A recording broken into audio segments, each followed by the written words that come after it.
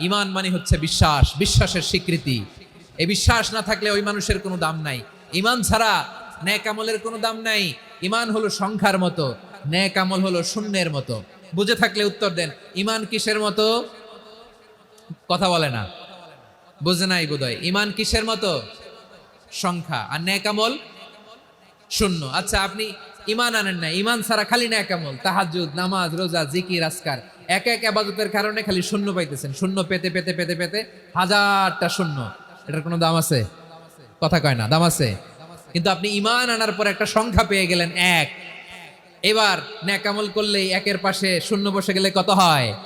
10। এবার আবার দান করলেন, আরেকটা শূন্য পাইছেন, কত হইছে? এবার আল্লাহর কোরআনের তেলাওয়াত করলেন, আরেক শূন্য, কত হইছে? এবার জিকির করলেন, আরেক শূন্য, কত হইছে? আবার ভালো কাজ করলেন, আরেক শূন্য, কত হইছে? এখন যত সৎকর্ম নেক আমল করেন, শূন্য